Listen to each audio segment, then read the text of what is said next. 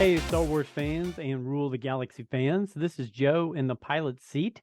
And every now and then, I like it to where I break away from the regular crew and we just do a little one on one fireside chat with one of our friends in the Star Wars community. Usually, we bug our good friend Mark Newbold from England, but today we're going to add in one guy who I think is funny as hell on Fantha Tracks and really knows how to stick it to Mark from time to time. Is our new friend, Mr. Mark Mulcaster. Mark, how are you? I'm all right. How are you doing? Nice to meet you finally. Nice to meet you as well. I enjoyed exchanging emails, and I'm sorry for the delays. I know we were supposed to speak sooner, but Ah, between work and holiday, it all got cluttered up. absolutely. And also I was on tour with the band in Europe for a couple of weeks. So I was really indisposed as well. So I finished celebration, had a week off after celebration to basically put my life back together. And then literally I was playing Germany, then I played Greece and got back, and then obviously had coronations, and it's just been a hectic couple of months. Yeah, I can't even imagine what it's like. I mean, we every 4 years have a presidential election, Hmm. but to see you guys go through a coronation, that's got to Yeah. be something pretty big, right? Well, massive. I mean, it's the first one that we've had for what 70 odd years. So, whether or not I see another one in my lifetime is fairly likely, I'd think, but hopefully not too soon. I Sure, think because sure. just sort of the costs of them all, it's like 100 million pounds or something just to put the one on, which is a lot of money. You could buy a lot of Star Wars figures for that. So, Yeah, yeah. I have to wonder if any of the royal family, well, I know the sons, mm, Harry and William, they were very much into Star Wars. They were even speaking to George during the prequels, right? Was it during the prequels or was it during the sequels? yeah. Well, they did a set visit for, I think it was either Last Jedi or it might have been Yes. Rise of Skywalker. No, it was Last Jedi because that's why we got the royal uh premiere at the Royal Albert Hall. But whatever scenes they were in, and I think there probably would have only been maybe a couple of shots, they were cut, but I'm sure they were briefed before that. But yeah, so I would imagine that them, maybe I would think maybe Prince Edward, because he's kind of like more into kind of TV and media and stuff like that. I reckon he'd probably be a bit of a Star Wars fan, and obviously I'd like to hope anyway all the younger generation are brought up on Star Wars, because Sure. it's a British institution in some respects, built It, and shot here, so absolutely they should be kind of well up to date with Star Wars. yeah, I don't even know what I was thinking of prequels. Gosh, those young men would have been very young then. It just popped into my head. But you're right. I actually spoke with Mark Newbold about this a Mm, while back. Was here in America, we think of Star Wars as an American thing, but in England, I'm sure it's just as much, if not more, with all the filming and the actors and everything like that. So it's kind of a cross pollination just of the two it countries. is, yeah, it's transatlantic, and that's the thing because there's a lot of collectors over here, especially collectors in the vintage era who very much kind of champion the Palatoy Hmm. kind of range of toys and stuff. But because I'm kind of like what I consider a second generation Star Wars fan, so I'm not OG like Mark, and I like to kind of mention that and remind him that I'm a good kind of 10 years younger than him. Hmm. I kind of got into it just at the tail end of the dark times, just about when like Heir to the Empire was coming out and when the new Kenner figures were coming out, Hmm. the Power Force 2. So for me, I do see Star Wars as more of an American institution. However, I see its roots, and as somebody who works in film and TV, obviously very much deeply rooted here in the UK. So it's a weird kind of like position to be in, because I speak to Lucasfilm quite a bit. So of course, have to work on their time zones and stuff like that.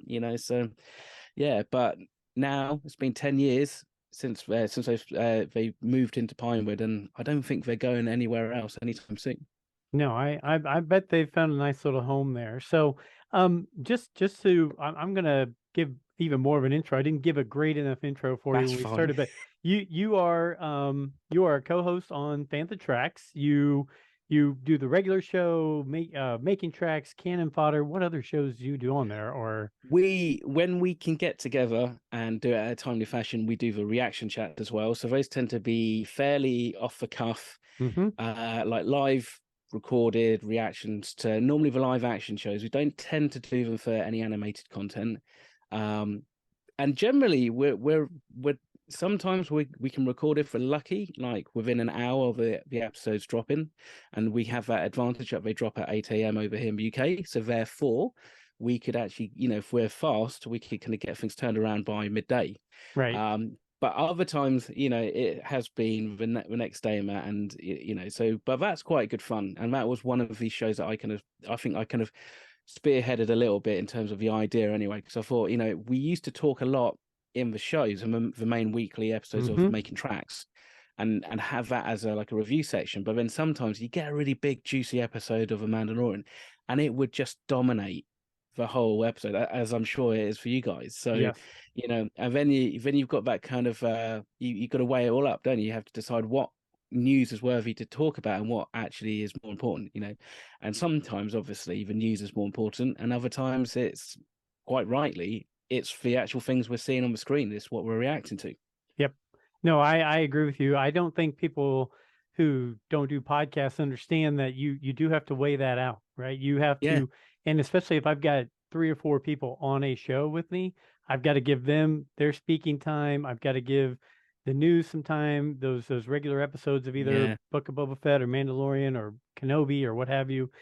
So yeah, there's a lot that goes into that. So I think we've talked about doing live reaction shows, but we also then said, you know what, we don't all have enough time all the time. So let's just move our show regularly to the day after the new episodes. Yeah, and that way yeah. we kind of say, okay, this much for this much for news and other things. But I love the way you went with that, because it does, when I listen to those, it's a quick synopsis and your feedback. So it does hit pretty well. So I really like those. Now, you, besides being in a band, you also are part of the Rebel Legion UK. You've been that since 2007, is that right? Yeah. So Rebel Legion UK, which is basically known as Elstree Base within the Rebel Legion. So for listeners who don't necessarily know who the Rebel Legion are, we are a non-profit Star Wars costume club. International. We are basically the sister club of the 501st, and I'm also a member of the 501st UK Garrison over here, and the Vokchi Clan Mandalorian Mercs Club as well. So I have my fingers in many costuming pies, as it were. Wow. So I've been the base commanding officer, or BCO, for I think it's 5 years now. It might be my 6th. They kind of blend together, especially with the pandemic as well. That didn't really help. And before that, I was the XO, so second in command, and so we've been responsible for the Rebel Legion's main offering at Star Celebration this year anyway, so Europe. Well, that's awesome. That's one thing I have not jumped into. It's enough to talk my wife into doing at least a weekly podcast and occasionally going to some conventions. But for me to come home and say, honey, I'm going to put together this X-Wing pilot uniform, or I'm going to put together a Mandalorian uniform, she's going to look at me and say, there's the door. It was nice knowing you. Well, I mean, but, in fairness, it can be a slippery slope. But then at the same time, all the clubs tend to operate on you only have to do one troop, as it were, like one event a year to remain active. And there's no time limit really on how long it takes you to build a costume. So we have members who can kind of turn around and crack out a costume in a few weeks, and others who take years. I mean, it took me about 18 months, maybe 2 years, to do my Boba Fett, my Empire Strikes Back Boba Fett costume. Wow. And that's not actually partly because I was physically building it all. It's because I was waiting for components from various different suppliers and stuff like that, and that's what kind of slowed it down. But I tend to say to the members, it's not a race, and it isn't, because as with most things, if people rush it, and this is kind of where what we do as costumers is slightly different to cosplay, because with cosplay you'll get this term like convention crunch, and they're normally kind of like cram everything into the last week or couple of days before, and like a convention, and we're like no, because we want you to make sure that it's correct, and it all kind of goes together properly, and it's not likely to fall apart as you walk onto the convention show floor. But also we have like, processes that we have to kind of go through to approve the costume and stuff like that. So, you know, an X-Wing pilot, I mean, admittedly, Mark has been threatening to do an X-Wing pilot for, I don't know, since way before he started Fantha Tracks. But it's a fairly accessible one. So, would you do an X-Wing pilot, or what would your costume of choice be if you had, Oh if you gosh. had the money and the time and the okay from the missus to do it? Yeah, I think possibly either the Obi-Wan Kenobi, the special edition Black Series figure where he was in the clone armor plus the Yeah, yeah. brown cape. I think I like Yeah. that. Or Biker Scout. Biker Scouts are cool. Yeah. Or maybe just Luke's all black from Return of the Jedi Yeah. and so forth. Classic. Those would be probably, that's probably what I lean to. I would say Captain Rex, but Captain Rex and the Kenobi would be so similar. It would just be popping on probably some different Different armor. attachments. Yeah. Yeah, And yeah. you've got the facial hair for Kenobi as well. So you could probably get away with that. Yeah. I mean, to be Probably fair, good. Biker Scout is one of the costumes. There's not many that are on my to-do list, but I think Biker Scout is definitely on there, partly because I've got a Stormtrooper, like a standard TK, a Hmm. New Hope kind of Stormtrooper. And I like the idea of having armor without necessarily having restrictions of not necessarily being able to sit down. I can just about sit down in my Boba Fett. I actually Yeah, have pretty good vision. Like I can see quite wide. You put on a Stormtrooper helmet and your vision's reduced. I think a Biker Scout might be okay, but it's more soft parts. So actually you can sit down, which, if you're doing a convention and you're there from 7 in the morning until 7 o'clock at night, it's yeah, gonna, you want to sit down. So yeah. That's something I don't even think most people think about is no, that once you're in that, it might take forever to get out of it, and you're walking the crowd, you're in different photo shoots. Yeah, I didn't even think about it myself. Bathroom breaks and just sitting down to eat, right? I mean, yeah, yeah, yeah, it's exactly. tough. Yeah. Yeah, So, and also like, here in the UK, we kind of have a fairly kind of, I wouldn't say strict's not the right word, but we try to, wherever possible, kind of in like just reinforce this nature that actually the person in the costume is actually from Star Wars. So I encourage our pilots to come up with some stock answers, because we normally get asked, especially by kids, like, "Where's your X-wing?" So it's either, I yeah. normally say it's parked on the roof, and hope that they haven't got a glass ceiling, you know. Um, but also stuff like, we don't tend to take our helmets off in Hmm. armor, at least in public, and so therefore, again, we would be out of armor and out of costume to kind of get food and stuff like that. But then the benefit is we then speak to the organizers and say, we need somewhere to dress. So can we have like a changing area so we can keep all our stuff there? And Right. it makes it a lot more convenient. So actually you go there, you go in your normal clothes or what have you, you get into costume, you do as long as you want to do, so to speak, have a break, and then kind of go back out. And it's fantastic. And I think the reason why I've been able to do it for so long is because of the fact that I don't do it like every single weekend. We Right. do have members who will go out every single weekend, and then after maybe a year or 2 years, they've done everything, they've been everywhere, kind of burnt out. I do maybe in total between all the clubs 25 maybe events a year, so there's still quite a few. Hmm. Um, but it's not every week, and it's not, some people can go out during the week and stuff like that. And I think it's finding that balance. As with everything, I think it's a healthy balance between collecting and everything you do with Star Wars, including podcasting as Oh well, I yes. think. Yeah. Which is very important for you. So I get it. Yeah. So real quick, I was just looking back over some of your bio stuff, and you had mentioned it, coming in kind of that dark era, and I love the Mm, way you phrase that, because that's exactly what I tell people who didn't grow up at the same time as me, or maybe, my son, for example, who he was born in 1993, and I tell him, you miss that decade, or so of kind of darkness, right? And yeah. you were born right when the Thrawn trilogy came out, then the new figures, then the special editions, and it rolled right into the prequels. But that there was that dark era right there. But I noticed you kind of started with watching the original trilogy on VHS, and Yeah. the Thrawn trilogy was coming out at that time when you kind of got started. Are there certain things that really drew you to Thrawn, or was it you watched the original trilogy, liked it, and Thrawn just kind of went along with it. Yeah, it was a happy accident. I borrowed my copy of A New Hope off of my friend Sam. So him and his brother just gone out and just brought I don't know if they were the same over in the UK, in the US, but we had over in the UK like CBS Fox versions. So they Mm-hmm. were like white packet jackets and they brought those. We watched Star Wars round at his, and then I was like, "Oh, dude, can I borrow it?" And took it back home and literally just rinsed it for like, the next 2 or 3 days, just watched it on repeat. And then I was just like, I happened to be in the school library, and I was like, I wonder if there's any Star Wars books. And just so happened to pick up Dark Force Rising. And I think I read Dark Force Rising before I even read Heir to the Empire. It Wow. just happened to be the one that was available. So I was just like, okay. And, at 11, 12, you can you don't get too tied down with, and, all the kind of minutiae and the exposition. You just kind of just read it and just, enjoy it. So, Yeah.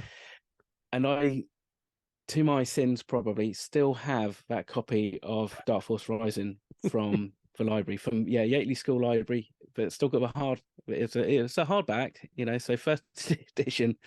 I think it's still got the actual label in it. So Oh God knows what gosh. my library fees are I for was that gonna now. say But you might be able to fund a new wing at that school with those fees. yes, yeah, let's skip over that. I'll delete that out in the edits. So yeah, no, that for me, and our followers and listeners have heard this 100 times. It just so happened I was engaged at that time. I'm Right. I'm I'm Okay. the same age as Mark. So Gotcha. he and Okay. Yeah. I are that OG crew, right? You But look a lot younger than Mark, so I'm not going to tell him you told me that either. But my at that time fiance walked in and said, "Hey, I know you mentioned you like Star Wars, yeah. um, and as as part of that story, I had sold a bunch of my Star Wars collection to buy her engagement ring. Mm-hmm. Because I was like, I'm in my 20s. I don't have need for toys, even though I love them. Yeah. What am I gonna do? Going to college, all that stuff. And so here she walks in with that book, and I was like, well, I made the right choice because she bought me this book, and I fell in love with it. And Yeah. if she's willing to let me go and start reading these books, so Heir to the Empire fell into a great time for me. And then, like I said, my son was born a few years after that, and the rest is history. He and I started this podcast in January of 2020 because he was such a big fan, and then he had to part ways. He's got all kinds of things going on that's kept him away from Yeah. it, but he still comes back as a guest. But yeah, Heir to the Empire and that trilogy, for different reasons, mean a huge Mm. amount to me, just like they Yeah. were kind of that opening thing for you. Yeah. So And are you still married? Yeah. Did you get yeah, married to her? 30 Yeah. Wicked, man. 30 Yeah. years later, we just celebrated our 30th. And matter of Oh, fact, fantastic. the week the week before we went to Italy for our 30th anniversary, I did a show with Mark. And Oh, nice. yeah, so he and I were chatting about traveling over to Italy. So it's Yeah. fun. Mark's been really great to us. So but I'm glad we've got you here because he always says, "Hey, you know what, Mark, no, this Mark is so entertaining. You got to have him on the show." And I'm like, "Well, I listen to him every week. As soon as I can plan it out, I will." So going back to your fandom and your kind of Yeah. love of it. Obviously, the not the cosplay, but the 501st, the Mando Mercs, Hmm. Rebel Legion, all that. You grew up. The original trilogy was your initial startup into it. Do you have favorites? Do you have favorites of either movies or characters, or let's start with movies. Do you have a movie out of all the Star Wars movies that you just say that's the one? That's the one that draws me back in every time. So there's something that I actually say. So you may have picked this up from listening to Making Tracks, especially recently. I'm also quite a big James Bond fan, and one thing Mm-hmm. that I say to people when we go, "Oh, what's your favorite Bond or what's your favorite James Bond film?" is that there isn't a bad Star Wars film. There's just the ones that you watch the least. So put them out on its head. Probably the one that I do watch the most probably will be A New Hope. I think, if I'm honest. Yeah, I Really? mean, and yeah, I mean, partly because from I did a degree in film and media production and stuff like that. I work in TV and film in post production, and so for me, there's a nice completeness about A New Hope. It's got a nice Oh start, yeah. middle, and end, and to think that actually the film could have gone completely differently or been received completely differently, and that would have been probably the only film that we'd got, other than maybe some crappy made for TV kind of sequels and stuff. But luckily we dodged that bullet, at least for a while. So yeah, probably A New Hope. But to be honest, now with Disney Plus, whatever I'm in the mood for, I Yeah. have a big TV. I have like a 55-inch TV in my suite at work, and it's just in the corner, and I come in most days, and I'll just stick on just a random Star Wars film. And that's the thing, isn't it? We know these films so well that we don't actually need to be sat there watching them. We can just have them on as background. And I do the Yep. same thing with James Bond films. I just stick them on the background, look up every now and again, or get a chuckle when you kind of hear something or whatever. So yeah, but I think if I had to kind of pick one Star Wars film to watch for the last time ever, then it would be A New Hope, and I would be happy with that.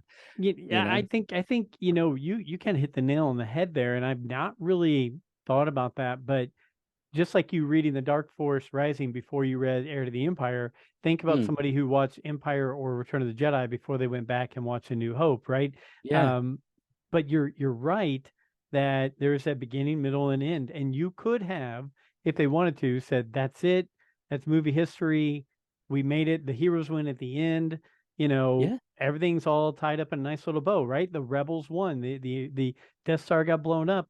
You yeah. could have Princess said is saved. George Yeah, George could have said, "I'm done with that sci-fi stuff. I'm gonna go do this." yeah, But yeah, that's really cool to think about that really could have gone that way. But that's a good answer. I mean, look, original trilogy fans, it's hard not to say you wouldn't be watching one of those three. I know. Well, I'll ask you. Did you go and watch recently the Return of the Jedi 40th at the yeah. theater? I did. I was lucky in respects that I got back from Greece. I Hmm. had about 3 hours sleep. Got back from Greece, and then within 2 hours, I was in my local cinema watching Return of the Jedi. And to be fair, actually, I don't think I've seen Return of the Jedi much this year. Maybe once around about January. So it had been a couple of months, and actually, I think sometimes when you do just randomly stick it on, it's a bit comforting. I think for one, if there's a familiar. But when you have a little bit of time removed from it, especially when you see it in a different presentation. So, like, I mean, how often do we get to see Star Wars on the big screen these days? Not Sure. very often. And me and Mark talked about it actually. It's like you start seeing stuff and you start going, hang on a sec. It's it like Bib Fortuna's girlfriend on the dais when like Belsh comes down the stairs and stuff and she's kind of asleep and stuff. The woman in the blue kind of Hmm. jumpsuit and that. Hmm. Like Marcus, like I'd never spotted her before, and bizarrely, I don't know if it's the 4K scan on the big screen, which I probably think it would be more than anything else. You just pick up on things, and there's a couple of things I saw. It's like was that an addition? And obviously because there's been so many different iterations, you kind of go, was that actually in the original, or was that something they slid Right. in on the Blu-rays, or was that 97's release? And you can go, oh my god, Well, it's very funny you mentioned that because I didn't get a chance to see Empire on the 40th because right? right in the middle of COVID and Yeah. people just weren't doing that kind of thing. And Mm, so I didn't venture out and do that. But I talked my wife into, she'd never seen Return of the Jedi at a theater, right? right. Yeah. She's only seen it on our TVs. And Yeah. so I Yeah. said, hey, it stops showing tomorrow. Let's make sure because we just come back from vacation. I said, let's rush and go see it one night before it stops. And so I took her to see it and she enjoyed it, but she was just Yeah. like, well, we've watched it a bunch. So what was different? I was like, a lot was different watching it Yeah. on that big screen. The two things that stood out to me was while C3PO was standing on the stage next to uh, Jabba the Hutt, there was a creature coming out of the ceiling. Yes. Yeah. The little kind of it looked almost like a Dianoga type Yes. puppet thing. Yeah. Yeah. Yeah. And I guess just in the smaller screen, I never pay attention to that. But on the big screen, it really stood out to me. I was like, have I been missing this for a while? Because I'm noticing every time they turn back to C3PO for him to speak, it's right there next to his head. Yeah. Um, Mm, So that one yeah. got me. And then our crew, they did last week's show. I wasn't available to do last week's show, but they went on for about 20 minutes. How half of them did not realize that the AT-AT AT-AT walking up to the platform while Vader was landing in the shuttle was the same thing that was opening up Yeah, with the bridge. I know what you mean. Yeah, and I sat there and I was like, guys, I've known that for a long time, and they're sitting there going, we never put two and two together. So Yeah, I mean, in fairness, that was one of those realizations, later realizations, that one scene, because it's just a bit random, because mhm. like you don't see the perspective of Luke. You don't see like Luke walking in, and you just kind of see the head kind of tilt down, and it's a bit subtle, and I think Yes, it's quite nice because it's quite subtle. And then you kind of like into that kind of corridor and stuff, and you can go, okay, right, okay, now that makes sense. But yeah, I'm with him on that, and I think two things. So obviously we've had a new color grade, new color time on the film since they, especially the OT and the prequel, since they went to Disney Plus, right. which we could talk about that, but it's not particularly positive as far as I'm concerned. But also because you're in a cinema, so you're in a, you're in the perfect viewing environment, or you should be. So therefore, it should be dark, and the only thing that you've got to focus on is the big screen. Mm-hmm. And so, the problem I sometimes think with watching Star Wars at home, and I think case in point, me watching it at work, as it were, Mm-hmm. is the fact we do a billion and one other things, because we don't have to pay attention to it. But then suddenly you're sat there, you can't do anything. You shouldn't really be talking to your mate or your girlfriend. You certainly shouldn't be, on your phone. So you got to watch this film. And there was I think it was a Thai bomber at the top of a hangar bay, which is part of the matte painting, in the scene when Vader lands in the Death Star 2, right at the Okay. beginning. Yeah.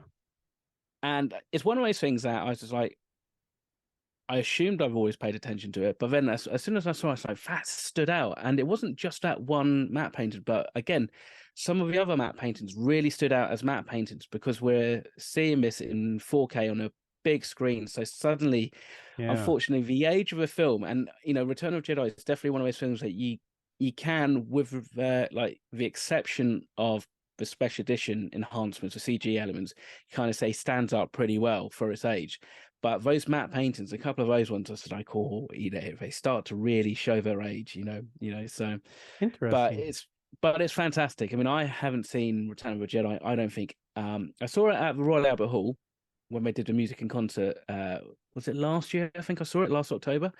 But before that, it probably was 1997. But then when I saw it then in 97, I literally took all my savings as a teenager, and I saw A New Hope 14 times, Empire 18 times, and Jedi 14 times. And it was just because I was just finishing my exams, so my Sure. exams finished, school would finish basically, so I was perfect, kind of time to go and see it, and it was obviously released later than it was in the US. So yeah, but it was nice, and I hope they do it again. I hope they do it for prequels as well. Me too. I would really love to see that. I mean, I don't know why you wouldn't.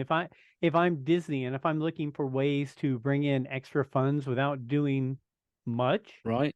Yeah, it would be keep flushing out toys as more than they do. yeah. And then also getting the movies out on anniversary dates, Mm, every 5 years, make sure that the original trilogy comes out, at 30, at 35, at 40, at 45, so on yeah, and so forth. Same thing with the prequels. Now, same thing with the sequels.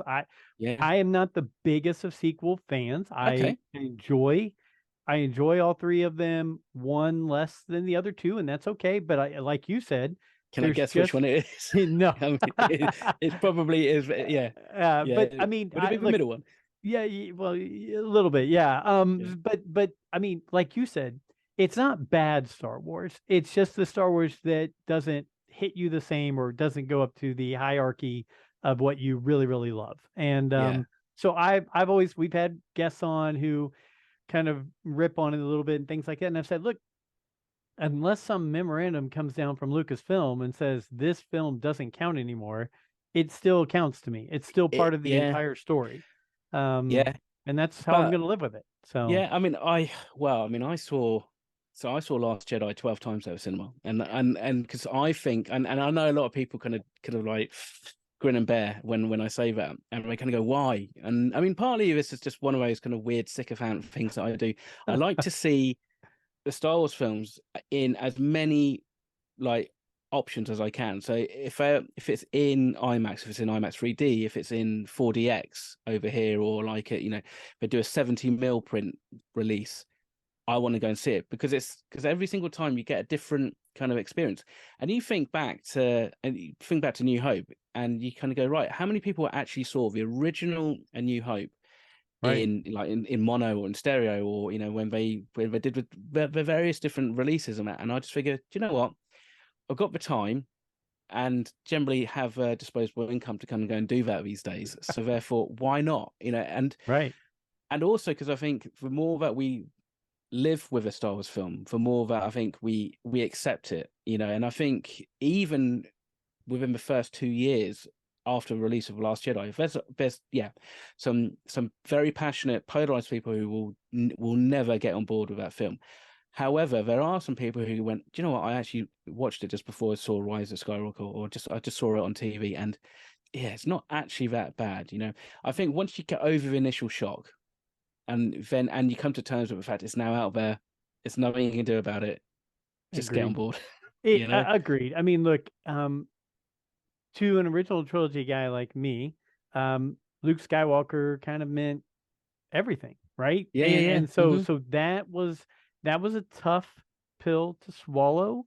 But I'm willing to go with the point of view of how they wanted to approach it. If that's, I'm a big believer that will say, um, Star Wars has a different entry point for every person, just like with you Absolutely. versus me. So Yeah, there's someone out there that The Last Jedi was the first movie they saw, or yeah, it became their favorite movie, and instead of destroying them or tearing them down, it's better to have the conversation on, well, what did you love about it? Because maybe there's something I missed, yeah. right? Maybe Exactly. Yeah, yeah, and then we've done that. We've had a gentleman on who he absolutely like he'll go to his grave, Last Jedi, Last Jedi, Last Jedi. And mm, we bring him on and I'll have other guests on and we'll go, okay, we're gonna have an open discussion. let's do And it. Throw down. Yeah, let's just because we're all friends. So it's like, yeah, what made it this way? So maybe we can relook at it. And it's been yeah, very healthy for me anyway. It's been a good good therapy session to say, okay, it's not as bad as there's some people who say, oh, Attack of the Clones, burn it, throw it. I personally loved so many different things about Attack yeah. of the Clones, and I'm probably not of the age group that should have, but No, you're right. Yeah, mm, I had my mm, son growing up and watching the prequels like I grew up and watched the original trilogy. So I got to watch it through his eyes, right? And so it meant different things to me. So yeah, that's interesting. And I'm never, like I said, I'm never gonna sit there and say trash it. I'm not gonna watch it. To me, all Star Wars, when they say it's canon, and that's it. I'm gonna Yeah. follow through and watch it. So My, I mean, just to put it into proper perspective, my first real entry point into Star Wars, before I started watching it when I was like 11, 12, and I borrowed my friend's VHS, the first actual bit of Star Wars I ever saw I was know the what you're Ewoks gonna and say. Droids Yep. cartoons, I was gonna you say I know, knew yep. and and so there, I mean, I have a rather kind of like perverse soft spot for Latara the Ewok, but let's not go into that. However, just for those cartoons, I don't know, like I don't know everything about them. I haven't watched them properly for a while and stuff, but for me, those are just those things. And you think nowadays, every time there's a new release of Star Wars, it could be the Young Jedi Adventures, or it Yep. could be Visions. Like you said, new entry point, and obviously some stuff is canon adjacent or whatever. But now it's all Star Wars because they will fold things in. If something resonates with the fans, they will find a way to kind of fold it in at a Yep. later point. I mean, you look at what they've done in The Mandalorian and how they folded in, the legends and stuff like that. So I mean, It's but yeah, amazing. Yeah, and I think about it with Disney Plus now allowing people to yeah. have all these entry points and to be able to just say I can see it all now and not have to worry about that. And then D-Doc on our show, he's a big Lego collector, and like he said, it doesn't even have to be video or book or whatever material. Yeah, Some people's entry point is the video games or Legos. Lego. Yeah, And I'm like, wow, I never even thought about that because I am not a gamer. I couldn't play games if you paid me to. My yeah, dexterity, I would butcher the whole thing, but it's fun for me to watch my buddies play those games because it's like, wow, Mm. this is movie quality, right? I can sit back and Yeah. watch this. Well, So that's it. yeah. Yeah, yeah. You know, I mean, because when I was younger, when I was kind of first getting into Star Wars, it was Rebel Assault and Rebel Hmm. Assault 2, you know. And okay, they didn't really have much of a storyline because they were really just following the scenes of the games and stuff. But then Shadows of the Empire came out, and it's just like, oh my God, so there's a soundtrack, there's a book, there's figures, and there's a game, and it's like, where's the film? That's all I that's missing. You know what's funny is after the Thrawn trilogy, that next little sweet spot of mine that really just makes me reminisce about Star Wars is Shadows of the Empire. It's Yeah, it yeah. just it just felt so real, even though there wasn't a movie of it. So Yeah, it's it's funny you it's bring that crazy. up. Yeah, Yeah. yeah. Um, Go ahead. Go ahead. So, well, I was going to say to answer your second question Oh yeah. about favorite character, I would just kind of top this off because it is quite interesting because like from a film perspective, especially the OT, my favorite character is Luke Skywalker, but from the Legends perspective, because and that's the thing, it's like I think Mm-hmm. the different medium has a slightly different kind of slant. It was always Han Solo because Luke again just kind of was just a little bit too. I used to find some of his storylines just a little bit dull, to be fair, and they kind of, I think authors were able to encapsulate who Han Solo was a lot easier than they were to encapsulate who Luke Skywalker is, And and I and I, and I, you know, I I've heard people say that the Han Solo character was the everyman's entrance into Star Wars. He yeah, he wasn't a Jedi, he wasn't a Sith. He he was the was everyman. Yeah, right. He was just a guy who basically, drove a car basically, right? I mean, he was good yeah, at with a dog. driving and yeah. Yeah, Um and shooting a gun and he had a pet dog as George would say, Chewie's like his pet dog. So I mean, I think you're right. It was probably easier to write about a real based person than to write stories in the EU about this almost mythic creature in Luke, right? mm, Because yeah, Luke had, we all were like, where's he going to go next? How great is he going to become? How much of a superhero kind of a status is he going to be? yeah, So that probably, and Brent on our show tells me all the time, that's one of my reasons why Last Jedi didn't sit well with me is because I followed all those EU books and thought, see, Luke's supposed to be able to create all this and destroy all this and everything else. So, yeah. um, But I yeah, think, I mean, I think part of it comes down to, I mean, it comes back down to one of the tenets that George Lucas can used to say is that you don't want to be able to define the force too much. And the problem is when you start having to have somebody who's going to instruct people and explain what yeah, the force is, you kind of need to distill it down. And to be honest, I think how Ryan Johnson did it in The Last Jedi was pretty good in respects to like how he explained it. to That Ray. scene with Hmm. Ray and that on the thing. Okay, the joke aside, with the whole kind of like little leaf and stuff. I mean, amusing, but also, I am one of these people who don't tend to like a huge amount of humor in my Star Wars. I quite like it fairly straight and dry. And so, like, Chewie swinging across to the Tarzan thing is kind of like one of the. I inwardly cringe, literally, and I clench up. I think it's one of the worst things they could have done. But other people find the humor, and I've never found. I don't know if it's just because it just didn't land with me at the age I started watching it. I've never found Star Wars particularly funny. I kind of get the patter. Hmm. I've never, I watch stuff with Mark and stuff, and he laughs and all this stuff, and I'm just like, I don't know if it's because I've seen it too much or if it just doesn't land with me, but that's fine because I don't necessarily need to, find humor in Star Wars as such because there's so much other things about it that I Right. enjoy. So yeah, No, I but gotcha. I think it's you know, great. I like that we have on the humor thing in the Last Jedi thing, right? Like I think sprinkling in humor, but it not meaning to be jokey humor yeah, is good humor. When Han Solo turned into Chewie and just going, laugh it up, Fuzzball. I mean, he wasn't trying to tell a joke there, but it no, it was the it approach just and the way comes he across funny. Yeah, correct. I mean, and that's it's different. I think it's the the problem with one of the problems with the sequels that I will admit to, and I wouldn't say I'm a big like prequel, not so prequel, sequel defender. Is I think that they were too self-aware at points. They obviously made too much like jokes at the expense of the franchise as Mm-hmm. well. And there's a whole litany of what they did right and what they did wrong. I think in the sequel trilogy.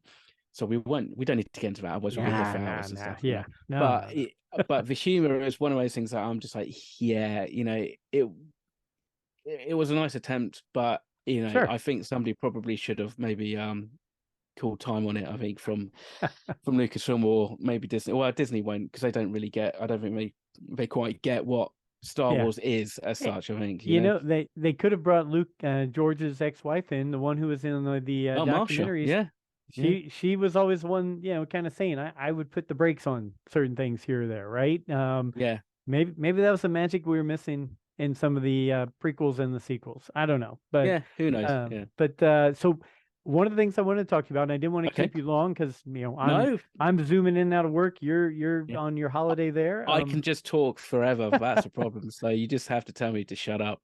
Nope, it's not even a worry at all. That's why you're here. I want to hear you Yeah. talk. But we weren't able to make it over to Star Wars Celebration. Yeah. You and Mark were very involved with Star Wars Celebration. Uh-huh. So, Yeah.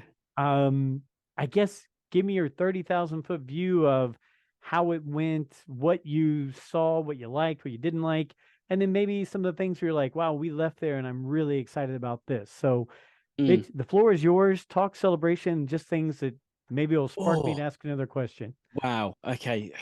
I mean, I mean, so I suppose to frame it all, I haven't had the pleasure of going to the US to do a celebration in the Okay. US. So I've been to um, both the London celebrations previously, so 2007 and 16, and Germany.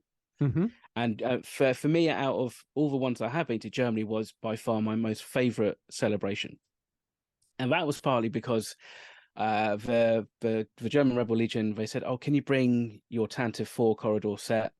So I said, "Yeah, sure." So you know, Sure. they paid, like Lucasfilm, that paid for it to come over there. They gave me exhibitor pass. I set Oh, this set up, and then they're like, "Great, brilliant. Okay, so you know, you need to be back here on Sunday at this time to kind of pack it down, but the rest of the weekend's yours." So I had this ah, exhibitor pass. And back then, an exhibitor pass was almost as an access all areas. You could get, all the panels. You just go into a store. You didn't. I mean, it wow. wasn't a particularly super busy convention, I don't think, for one. But you know, I've never seen so many Stars panels in my entire life before. It was fantastic. And then obviously cut to this one where I'm part of the Rebel Legion, and so really I'm spearheading the Rebel Legion's effort, but also because Rebel Legion's part of this other kind of like bigger body, which is known as the Galactic Senate, which is Hmm. the Rebel Legion, the Mando Mercs, the Droid Builders, the Dark Empire, and the Saber Guild, who it's like a co-op. Okay. It's not like a completely formalized, standardized kind of like body as such, but it's the body that Lucasfilm kind of refer to the fan groups as. They call it the Galactic Senate, and it was actually started up by the Galactic Senate. So just through kind of default by the fact that the Elstree base over here is the bigger club in the UK, and Saber Guild didn't really have a presence until we set up a temple over here for celebration, and the Dark Empire had again a very small kind of representation. I ended up having to do a lot more planning and kind of project managing and stuff, which is something that I've never really had to do, not on this kind of scale, not on the Right. scale of dealing with the local bases and clubs, and also the international leaders, and also Lucasfilm and Reed Pop, Wow.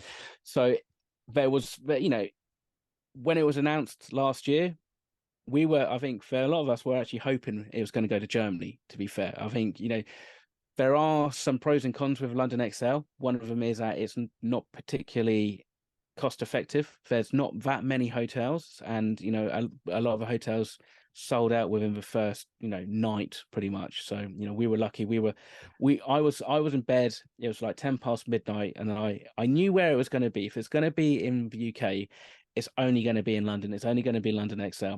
So I knew where I needed to look in terms of hotels. I just needed to know the date, and as soon as I got the date, booked a hotel, and it still cost a reasonable amount because it was 4 nights. So Hmm. and in fact we had to assume that I was going to be there at least one day before and possibly the day after to do the setup and pack down.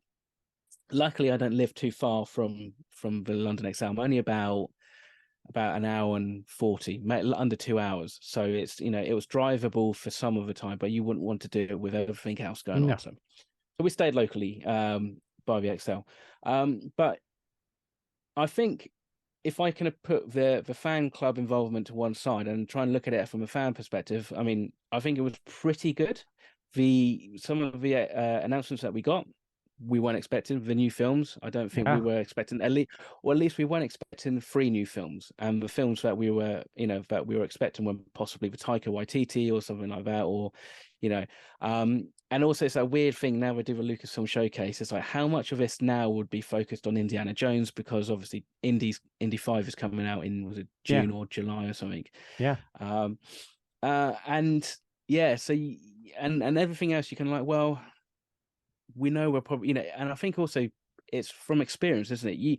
You could probably write down 10 or 15 things as a prediction. Say, well, we're probably going to get an Ahsoka trailer. We're probably going to get something more about Skeleton Crew, more about like the Acolyte, because that's filming over here, and so you kind of know roughly what you're going to get. So then it's trying to look at other things that they surprised us with, and obviously they surprised us with the film announcement. So that was pretty cool. From a collector's standpoint, I don't think there was much there. The store was pretty good. I mean, I spent a pretty penny. I mean, don't get me wrong, I did a good £1,000 on merch, Wow.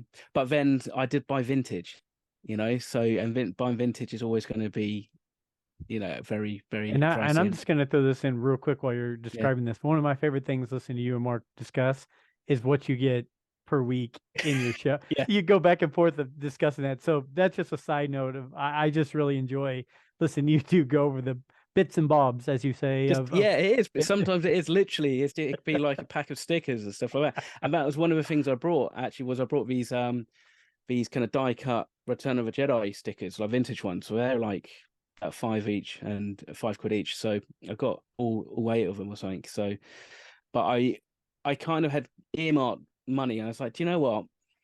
There's probably not going to be loads that I'm going to buy modern at the convention, because I'm probably not going to get a chance to go and get the Hasbro mm-hmm. exclusive or stuff like that. But if I see a couple of things from the vintage stuff, I'll get that, because that will actually mean more to me, because there's some big holes in my vintage collection. And so I'm just like, let's fill it. So one of those was a Empire Strikes Back 8080 Walker, which was boxed, came with Nice. instructions and stuff. Yeah. And the other was a Rebel Transport, again, came with gas masks and low instructions. And the box was beautiful. That was a really beautiful box.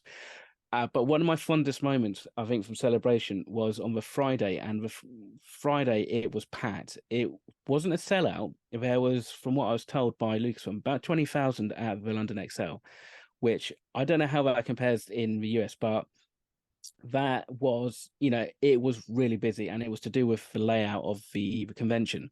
Anyhow, so I picked up this 8080 Walker, this box, and my partner was with me, and she's like, how the hell are you going to get it across this hall, across the kind of like the promenade, because the London XL is literally, it's 2 massive convention halls. There's one on the left and one on the right, and they literally have divided, and that's how you separate up to get smaller halls. Wow.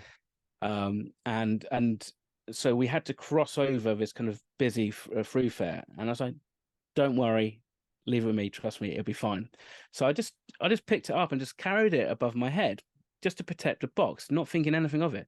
But then people started clocking on to the fact that I had this 8080 Walker, and someone going, oh my god, that's really cool. And when it got really busy, people were like, make way, no, he's got vintage, let him through, let him through. And I was like, I'm going to have to do this more often. I'm going to have to buy a replica box and make a fake pair of hands and wear it as a hat or something, just because I could get through so easily. And I mean, I never, for the rest of that weekend, I didn't get from one hall to the next as quickly as I did with the 8080 Walker. So That's that awesome. was, yeah, That's great. um, I've only been to one of the celebrations that was in Indianapolis. It was okay. 2002 when Attack of the Clones was coming Was out. that Um, 3? Was that number third I one? think it was maybe Yeah, 3. Yeah. yeah. And then I went to 2019 in Hmm. Chicago.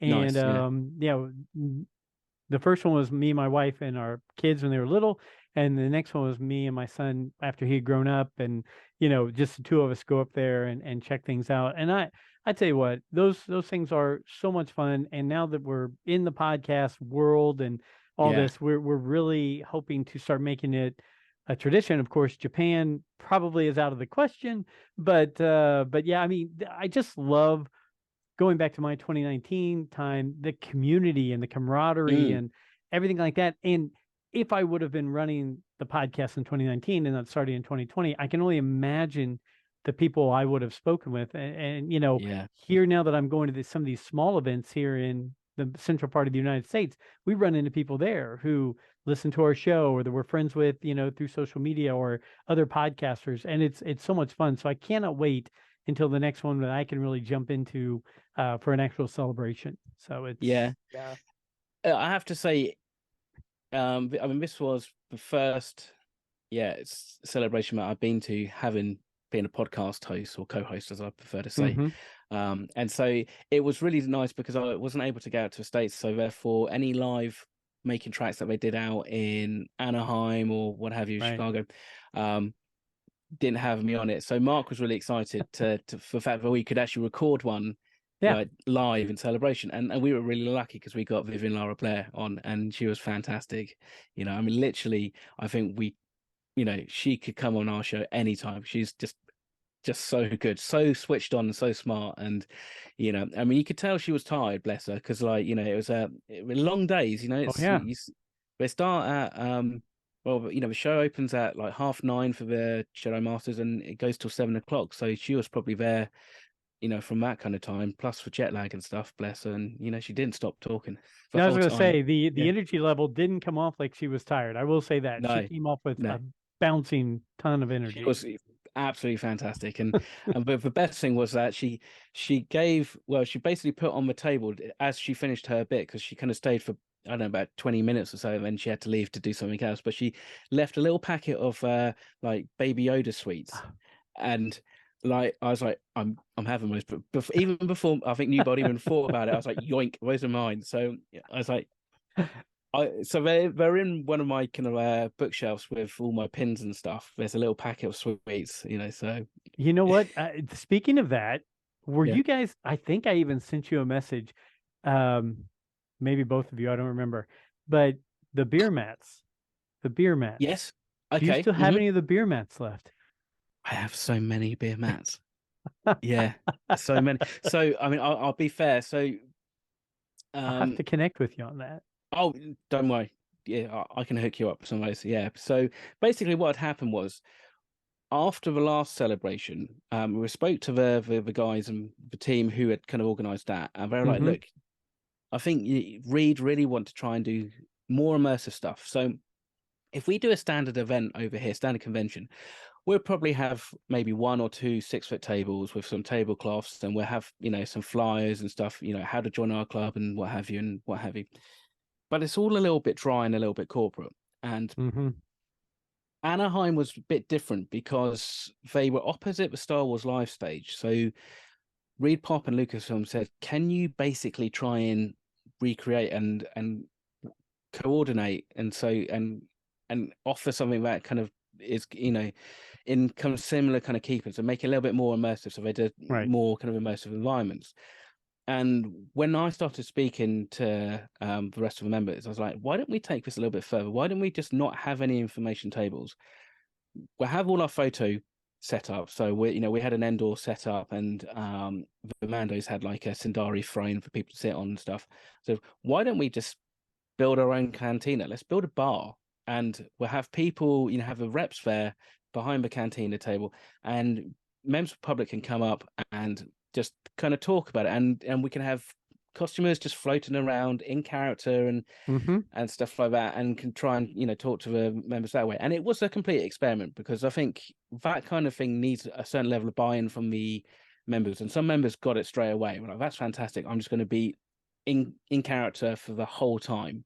And other people were like, I'm not too sure about it. But there was enough ways that we could kind of work in the club information. So we had a bar menu, and rather than just having like items of food, we basically just had a kind of description of each of the clubs, which was kind of in a more kind of foodie kind of Yeah. description and stuff like that. And but I was like, if we're going to build this bar, let's let's get some beer mats. So a brilliant guy called Wes Burns, who helped us build this bar, he designed for beer mats. So I put a call out to the Rebel Legion UK members. I said, right, first one we need a name for the bar. And we had loads of different names, all different types. We had people who wanted it to be more like a lounge, something like more from like Coruscant. Mm-hmm. And I think one of the best ones was actually a good friend of mine, Jeff. He suggested Veers, and have everything themed like Cheers. And I was like, Yes. man, if we were a 501st, I would be all over that. But we're not, you know. And so this is going to be like say a desert, you know, like a scavenger kind of bar. So, you know, it's going to be kind of Tatooine, or it could be Jakku. It's like, or Navarro. Kind of keep it kind of like generic deserty kind of, you know. So let's think about awnings and stuff like that. And you know, so we had this bar which is like 4 meters long, and one of our members came up with the name Wampus Arm. So you know, so that's what we had. So we basically had a Wampus Arm. Love it. So yeah, and then literally the rest of it just kind of helped. You know, it just wrote itself. It's like, you know, we'll make the logo, we'll have a Wampus arm and a lightsaber, and that became the beer mats. And I spoke to a company over here called Thirsties, like co.uk. I said, look, we're kind of like a charity, and the Rebel Legion's kind of, we struggle because we're not a registered charity, because we're just non-profit volunteers who collect for other charities. So we don't have any kind of official kind of like, you know, authorization as such. And they're like, hey, look, we can produce you 5,000 for the cost of 2,000. And I was like, great. And then didn't think anything more of it until a massive box of 5,000 beer mats turned up. But it was fantastic because it meant actually for once we weren't like having to ration the beer mats. So, you know, Right.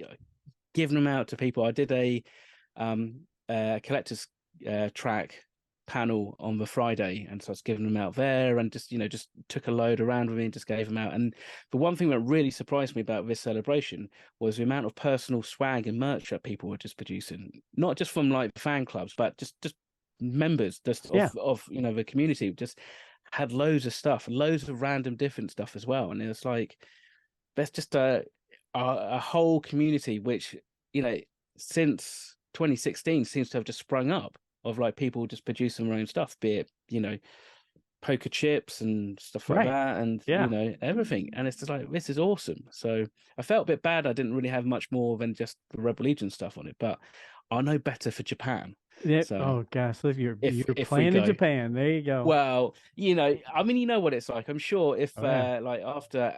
I'm sure after Anaheim, everybody was like, yeah, London, London. And then give it a couple of weeks, give it a month or two, the realization sets in of like, this ain't financially, you know, very accessible for some people. Right.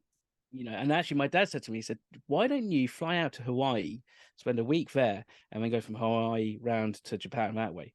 I said, because he said, I bet it'll probably be cheaper than you trying to fly direct. So I'm going to look at that tomorrow, you know, That's a good we'll plan. see, you know. I mean, it'll be interesting because it would be my first celebration, unless, of course, the Rebel Legion wants me there in an official capacity as an actual, you know, just a member of the public. So I've Right. never been, other than the first one, as a member of the public. I've always had an exhibitor pass. You get in early, you skip all the queues, you know, which is a perk, and it's a perk that you get used to very, very easily. Yeah, You know? I can see that completely because I've never gone. Well, I've never gone to a celebration. Is that I've gone to we have some great conventions or get-togethers here to where I'm now, because of the podcast, I'm able to say, oh, I'm with Press, yeah, press or media, and you get in, you walk around, you meet people, you get to see things, and you're like, this isn't bad. I could live with this. But then you have to go back and say, oh, I've got to go back and make sure I'm at the podcast stage and I'm, you know, networking with people, or I have my booth up to where people can come up and talk to us and all that kind of stuff. So you're right. It has its good and its bad, but I'll take the good any day of the week. Yeah. It's, I mean, I think with the last two celebrations that I've had to organize, so the one in 2016 and this one, you kind of you have to accept the fact that you won't be able to go to all the panels. You won't necessarily be able to get everything. I mean, last time I was kind of second in command, so therefore I had slightly less responsibility. So I was able to say to Susie, who was running the base, I said, look, from 9 a.m. to 11 a.m. on Friday, you're not going to see me. And then when you do see me, I'm going to be, I'm just going to be like weighed under with shopping bags. But then from 11 o'clock to the end of the show, I'm here. But until I kind of go out Right. and get all that stuff, all the exclusives, I won't be able to focus. And this time actually, I was like, you know what? There's always eBay, you know. So there's 100%. you can always get stuff on 100%. eBay, you know. So, That it but might be yeah, pricier, as you mentioned on your show, yeah, but at least it's out there, right? exactly. Yeah, there's nothing that's so limited, really, you know, that you can't just pick up these Well, days. I tell you what, I'm enjoying just hearing you talk about this because I missed it, and just hearing the energy you have about it has got me excited about the next time I get to go and do that. I'm actually going to a convention here in the States here at the end of the month, so I'm Yeah. excited that our whole podcast crew is going to go down there. We're going to meet Oh, up with some wicked. other podcasters, so it's kind of getting the juices flowing a little bit for that. Mm, Um, but as we talked about, I've got to head back you got to to head work out, stuff. and I can Yes. carry on So talking. yeah. So how can this one? It was great to meet you. Great to And meet you you, face to yeah, face. it's been And fantastic. Yeah, I can't wait between me, you, and that other Mark. yeah. We all meet up sometime, hopefully here in the States, or if I get to come back to Europe, come over there and meet you guys somehow, some way, because it's been great Mm, finding things like what you and Mark do, and knowing there's people around the world that we can just talk to and interact with as friends, yeah, and and just make new friends, right? And somebody told me once you get past 35, you really don't make friends anymore, right? You're kind of yeah. stuck It's in true. your Yeah, yeah. ways. And here I am, a bounding around 51-year-old man, and I've made more friends in the past 2 years than I ever thought I could. So, um, but thank you again for being a part of the show. Oh, my What? pleasure. No worries. What are the best ways for people to get in touch with you? Um, if they're looking around for Fantha Tracks or what you do, Mark. Oh, okay. So probably the best two ways is going to be Instagram and Facebook, because Okay. I have a Twitter account that I very rarely kind of go on. I very rarely kind of want to stick my head up above the parapet on that one. So, you know, but actually Twitter and Instagram is the same handle, so it is just at M Mulcaster. So Okay. MMulcaster. Or to be honest, I'm more than happy to add people on Facebook if they're happy to chat Star Wars, and that, you know, just search for me, Mark Mulcaster. I believe I am the only one, at least that's the only one that comes up when I search for myself anyway. So, Well, but that might be a no, biased search. So, we will make sure people who listen to the show will know that, and then we'll send that out and make sure, because we dabble with Facebook, we dabble with Instagram, but unfortunately, so much of our conversations with podcasters and other people here in the States are really a ton of Twitter. And mm, like you, we keep our head pretty low. Like, we don't stir things up. yeah, If there's some bear to poke, we stay away from that completely. absolutely. Yeah. And when we find those negative Nancy's out there who want to just tear everyone down and burn the world to the ground, we kind of just remove ourselves from any of that stuff. So Yeah. we just try to have fun, really. I mean, we might It's say what it something should be stupid, about. but Yeah. we just try to have fun. Hey, So but there's always another episode, so you can always write a retraction or a, you know, correction, which is what I that's right. found, and we've done loads. So, you know, it's all good. And Yeah. the thing is, it's all Star Wars, so it doesn't matter. That's the most important thing. So 100%. 100%. Well, thank you again. And believe me, if I didn't have to do other things, I'd say we go for the 2 hours and just keep yeah, going. But the day job is calling me back. yeah, absolutely. So if there's, everybody follow Mark Mulcaster. So M Mulcaster, Mulcaster on Instagram and Facebook. And we'll just make sure we promote that out to everybody. And if you're not listening to all the shows on Fantha Tracks, you should be, because Fantha Tracks, and go to their site, go check them out. They do a great job of keeping everybody up to date on all things Star Wars, in my opinion. So, Mark, good luck. I can't wait. Thank You know you. what? Yeah, Next time we'll get you on one of our regular shows where we get the whole crew, yeah. and We we'll just let them go crazy with you and just have some fun. sounds fun. You got it. Well, thanks so much, man. Thanks. Until next week, everybody. May the force be with you.